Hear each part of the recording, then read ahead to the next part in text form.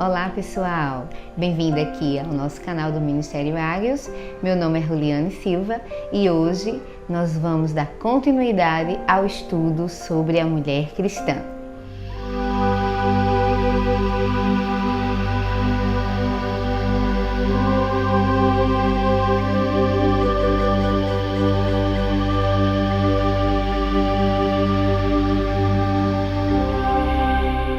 Olá meu querido, olá minha querida, e hoje aqui no nosso canal nós vamos dar continuidade ao estudo sobre a mulher cristã, estudando, meditando um pouco sobre a vida ministerial dessa mulher, seja ela solteira, seja ela casada.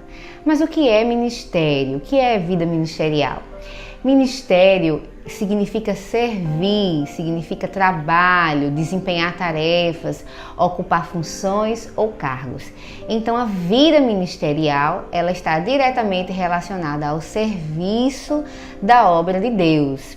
E Deus também chamou as mulheres para terem vida ministerial. Amém, meus queridos e minhas queridas?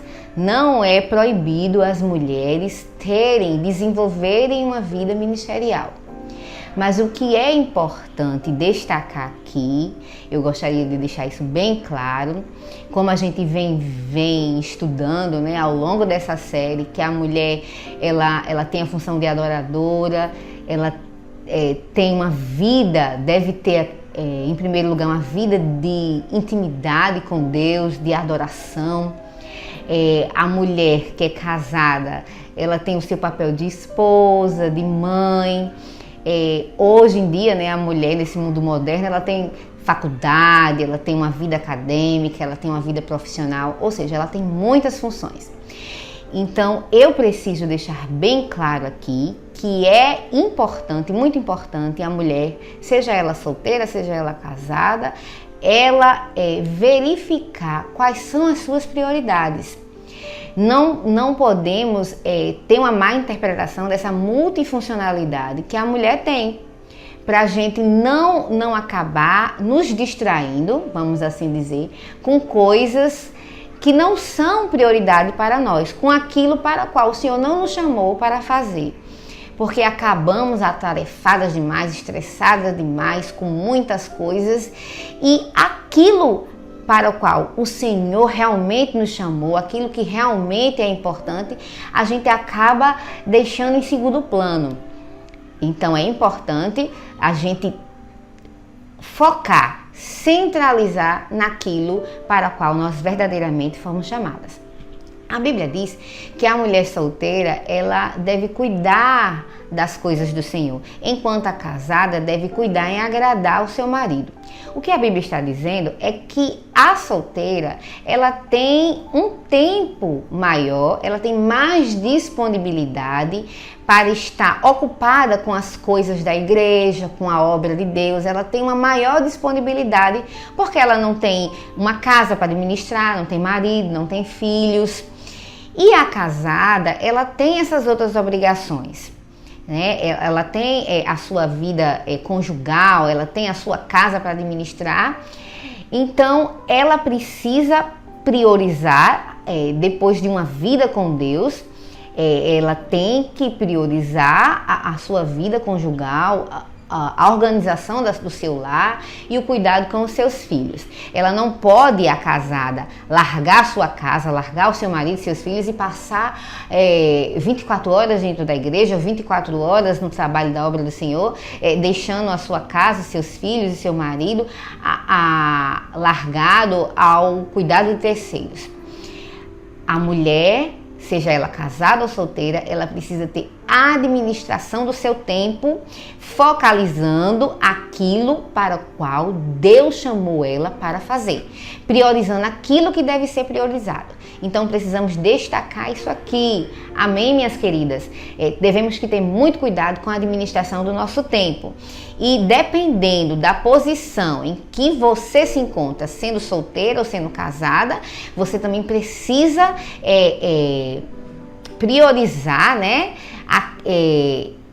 de acordo com a condição com que você se encontra, seja de solteira ou seja de casada, porque ambas têm disponibilidade de tempo diferente e outros papéis diferenciados, cada uma delas.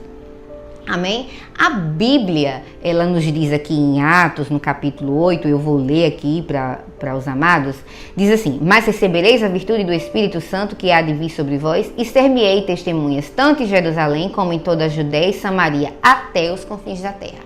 A palavra do Senhor está dizendo aqui, está comissionando a todos a anunciarem a palavra de Deus. Deus não faz distinção quanto ao sexo, né? Tanto homens como mulheres foram comissionados a estar anunciando a palavra de Deus. E nós podemos ver em toda a Bíblia exemplo de inúmeras mulheres que tiveram, além de suas vidas particulares, uma vida ministerial também. No Antigo Testamento, nós vemos o exemplo de Débora, que era profetisa, esposa de Lapidote e julgou Israel. Né? Ela libertou Israel do poder cananeu naquela época, adquiriu muito respeito do povo, numa época em que as pessoas faziam o que era mal aos olhos do Senhor, faziam cada um aquilo que lhes parecia bem. Mas Débora, como tinha um ministério que tinha suporte em Deus, ela adquiriu respeito em Israel porque ela estava sob a direção de Deus. E essa mulher, ela era profeta e era também dona de casa, porque a Bíblia diz que ela era esposa de Lapidote. Vemos também o exemplo de Ana no Novo Testamento, que era uma profetisa, viúva já de seus 84 anos, que a Bíblia diz que ela servia constantemente com jejuns e oração no templo do Senhor. Né? Temos esse belíssimo exemplo de dedicação da profetisa Ana. E também temos o exemplo da samaritana, que podemos dizer assim, que foi uma evangelista, porque depois do seu encontro maravilhoso com Jesus, a Bíblia diz que ela voltou à sua cidade e ali ela anunciou tudo o que tinha acontecido com ela, ali divulgando e anunciando a palavra de Deus. Assim como Maria Madalena, Maria, mãe de Tiago, a mãe dos filhos de Zebedeu, foram as primeiras mulheres a anunciarem a ressurreição de Cristo.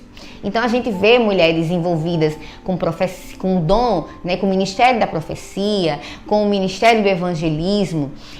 A Bíblia também nos fala de Priscila, a esposa de Áquila, uma das cooperadoras do apóstolo Paulo, a qual ele cita inúmeras vezes na palavra de Deus, né? Há várias citações sobre Priscila, que estava ligada ao ministério do ensino juntamente com seu esposo.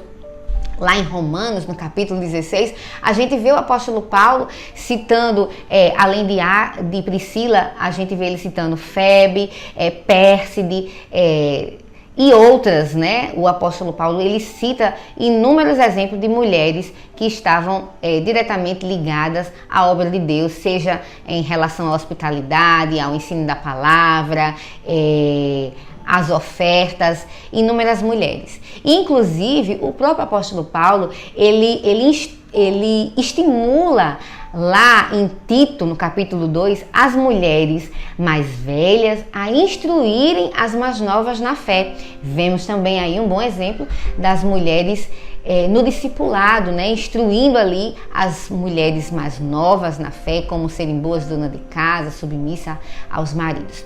Então, ao longo da palavra de Deus, nós vamos ver vários exemplos de mulheres que tinham sim uma vida ministerial. As mulheres, tanto solteiras quanto as casadas, elas estão envolvidas sim no serviço da obra de Deus.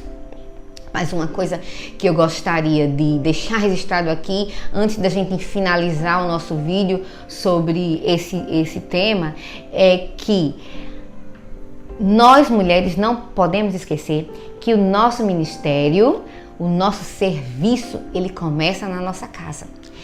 Como está lá em Atos, no capítulo 1, versículo 8, que diz que devemos anunciar a palavra de Deus em Jerusalém, Judéia, Samaria, até os confins da terra. A nossa casa, ela também é a nossa Jerusalém. Não devemos a oportunidade, não devemos perder a oportunidade de estar ministrando e anunciando a palavra de Deus, dando testemunho, né, com nossas próprias vidas de Cristo para os nossos esposos, para os nossos filhos, os nossos pais, os nossos irmãos, dentro do nosso lar, através até do culto doméstico, né? A gente tem ali a oportunidade de estar instruindo os nossos filhos a como ter uma vida de oração, né, como apresentar o nosso dia a dia ao Senhor, como estar ali ensinando aos nossos filhos a ser gratos, ensinando a palavra de Deus, né, dando testemunho dentro do nosso lar. Então, mulheres, não esqueçam que antes dos confins da terra, nós não podemos esquecer da nossa Jerusalém, a nossa casa, né, o nosso ministério começa na nossa casa, com os nossos parentes, com os nossos filhos. E aqui, minha amada e meu amado do Senhor que está nos assistindo nesse vídeo, nós vamos encerrar esse estudo sobre a mulher cristã, não esgotando de maneira nenhuma, mas de uma maneira breve, tentamos trazer aqui os principais pontos da função dessa mulher. Em primeiro lugar, como aquela que é adoradora do rei, que deve ter uma vida de intimidade, né? A mulher que tem a sua função como esposa, como mãe, e aqui também uma vida ministerial. A nós também foi incumbida a função de anunciar a palavra de Deus. Devemos ter sim cuidado de priorizar aquilo que é importante. Que o Senhor possa ter abençoado você através desse estudo, possa ter falado ao teu coração, possa ter trazido luz para você, e que o Senhor possa estar nos abençoando a cada dia mais. Que você fique na maravilhosa paz do nosso Senhor Jesus Cristo e possa estar aí nos ajudando a compartilhar, a divulgar essa mensagem do Evangelho, curtindo aí o nosso canal e compartilhando os nossos vídeos em nome de Jesus. Até a próxima e fique com Deus.